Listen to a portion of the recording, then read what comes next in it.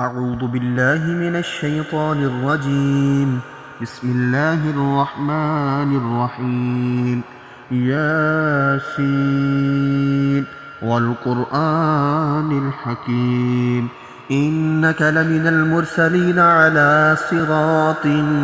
مستقيم تنزيل العزيز الرحيم لتنذر قوما ما أنذر آباؤهم فهم غافلون لقد حق القول على أكثرهم فهم لا يؤمنون إنا جعلنا في أعناقهم أغلالا فهي إلى الأذقان فهم مقمحون وجعلنا من بين أيديهم سدا ومن خلفهم سدا فأغشيناهم فهم لا يبصرون وسواء عليهم أأنذرتهم أم لم تنذرهم لا يؤمنون إنما تنذر من اتبع الذكر وخشي الرحمن بالغيب فبشره بمغفرة وأجر كريم إنا نحن نحيي الموتى ونكتب ما قدموا وآثارهم وكل شيء أحصيناه في إمام مبين واضرب لهم مثلا أصحاب القرية إذ جاءها المرسلون إذ أرسلنا إليهم اثنين فكذبوهما فعززنا بثالث فقالوا إنا إليكم مرسلون قالوا ما أنتم إلا بشر مثلنا وما أنزل الرحمن من شيء إن أنتم إلا تكذبون قالوا ربنا يعلم إنا إليكم لمرسلون وما علينا إلا البلاغ المبين قالوا إنا تطيرنا بكم لئن لم تنتهوا لنرجمنكم وليمسنكم منا عذاب أليم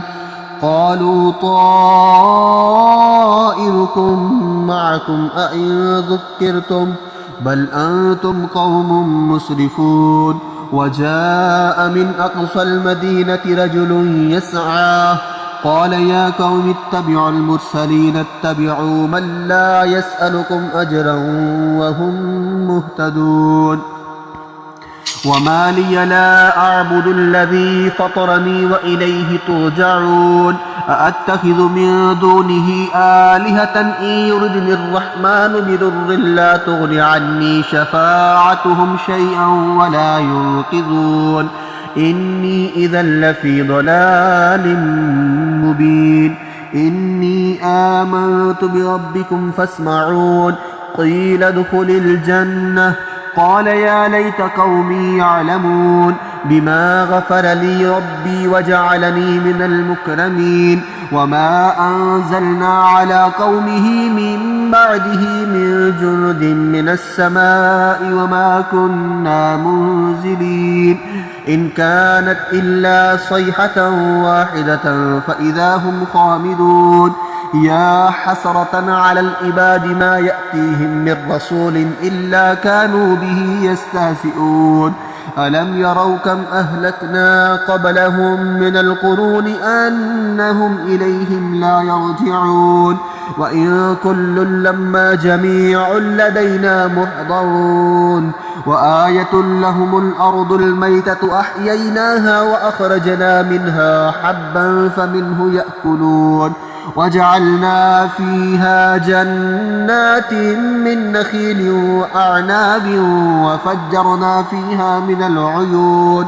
ليأكلوا من ثمره وما عملته أيديهم أفلا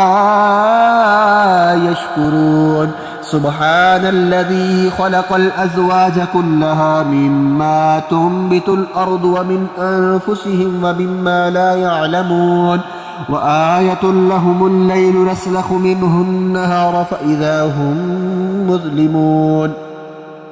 والشمس تجري لمستقر لها ذلك تقدير العزيز العليم والقمر قدرناه منازل حتى عاد كالأرجون القديم لا الشمس ينبغي لها أن تدرك القمر ولا الليل سابق النهار وكل في فلك يسبحون وآية لهم أنا حملنا ذريتهم في الفلك المشحون وخلقنا لهم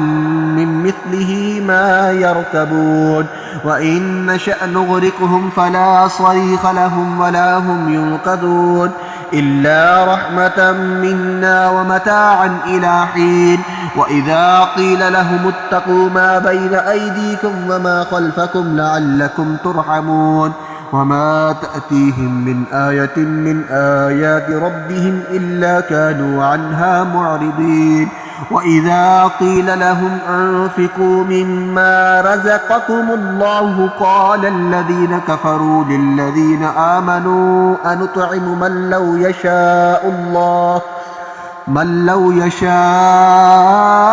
الله أطعمه إن أنتم إلا في ضلال مبين ويقولون متى هذا الوعد إن كنتم صادقين ما ينظرون إلا صيحة واحدة تأخذهم وهم يخصمون فلا يستطيعون توصية ولا إلى أهلهم يرجعون ونفخ في الصور فإذا هم من الأجداث إلى ربهم ينسلون قالوا يا ويلنا من بعثنا من مرقدنا هذا ما وعد الرحمن وصدق المرسلون إن كانت إلا صيحة واحدة فإذا هم جميع لدينا محضرون فاليوم لا تظلم نفس شيئا ولا تجزون إلا ما كنتم تعملون إن أصحاب الجنة اليوم في شغل فاكهون هم وأزواجهم في ظلال على الأرائك متكئون لهم فيها فاكهة ولهم ما يدعون سلام قولا من رب رحيم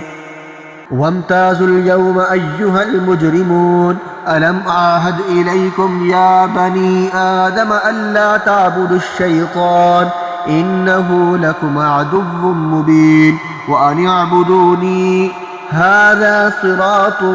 مستقيم